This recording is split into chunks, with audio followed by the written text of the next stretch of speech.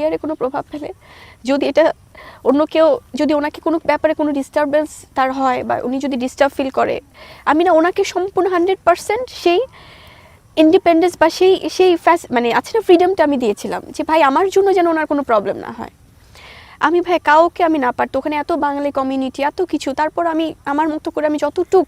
যেভাবে কাউকে না জানিয়ে কোনো কিছু হোক ওভাবে আমি নিজেকে একদমই ডিফারেন্ট ওয়েতে আমি হসপিটালে যেতাম আসতাম। আমি জাস্ট না তার, কারণ সে তো যেতে পারছিল না, তার তো তখন চাইলেও সে পারতো না, আমি ধরলাম সে চাচ্ছিল বাট পারছিল না, বাট আমি তো তার একটা ফোনে হলেও আমি একটা মেন্টাল আমি একটা সাপোর্ট চাচ্ছিলাম যে আমি আছি তোমার পাশে। হয়তো অনেকে বলতে পারে যে আপনি যেটা বলছিলেন যে হ্যাঁ তুমি তো এরকম করেছিলে, ভাই যখন সে অন্য কারোর সাথে এটা করেছে তখন তো আমি তার লাইফে ছিলাম না, তখন তো আমার কিছু নাই। মানুষের কোনো মেয়েদের লাইফে যদি এরকম হয়, যাদের হচ্ছে অন্যান্য মেয়েদের, সবার লাইফে কি আমি আছি? তো এটা আমার কাছে মনে হয় যে আমি তো সেই মানুষটাকে বিশ্বাস করেছিলাম। যখন ভাইয়া এটা আমেরিকাতে আমি, কারণ ওই দেশে আমি নতুন গিয়েছি, আমি কোনো কিছু জানি না, কোনো কিছু চিনি না, প্রত্যেকটা মুহূর্ত আমার চ্যালেঞ্জের মধ্য দিয়ে যাচ্ছে। আমি হসপিটালে যাচ্ছি এবং আমার যেদিন আমার মানে আমার তো যেহেতু নর্মাল ডেলিভারি হয়েছে, আমার ডেলিভারি ডেটের অনেক আগে আমার বেবি চলে এসেছিলো পৃথিবীতে, বিকজ আমাকে একা একা সব কিছু করতে হতো, একা একা বাজার, একা একা আমি 3তলা একটা বাসায় আমি একা একা উঠতাম সিঁড়ি দিয়ে, ওখানে তো সব বিল্ডিংয়ে লিফট থাকে না, একা একা রান্না করা, একা একা সব কিছু, ওখানে সবাই একাই করে। বাট ওই অবস্থাতে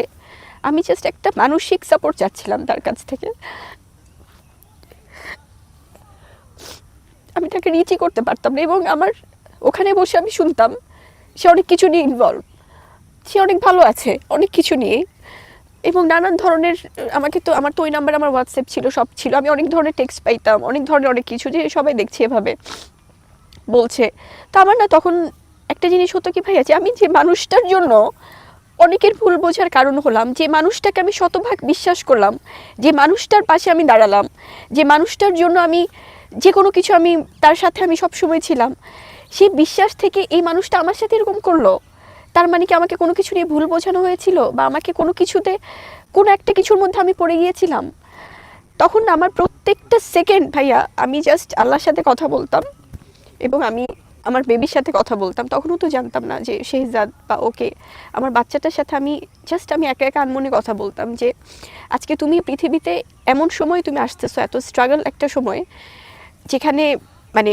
আমি তোমাকে নিয়ে ফাইট করছি মানসিকভাবে এবং ওয়ার্ল্ডের সাথে। শুধু মানসিক হলেও হতো ভাই, তখন তো অলরেডি পুরো পৃথিবী ফাইট করছে। যাই হোক, আমি যখন লেবার পেন উঠেছে ভাইয়া, আমি না তখনও তাকে ফোন দিচ্ছিলাম যে আমার খুব খারাপ লাগছে, আমার সাথে একটু কথা বলি তো। আমি পাইনি তাকে, আমি ওখানকার ইমার্জেন্সি নাম্বারে ফোন দিলাম, ফোন দিয়ে আমি হসপিটাল, আমি ওদেরকে ফোন দিয়ে বললাম যে আমার I need to go to the hospital, আমি পারছি না, আমার খুব খারাপ লাগছে। আমি না হসপিটালে যেয়ে ভাই ওরা যখন আসলো, আমি যখন হসপিটালে গেলাম, আমি লিটারালি রিসেপশনে আমি সেন্সলেস হয়ে পড়ে গেছি।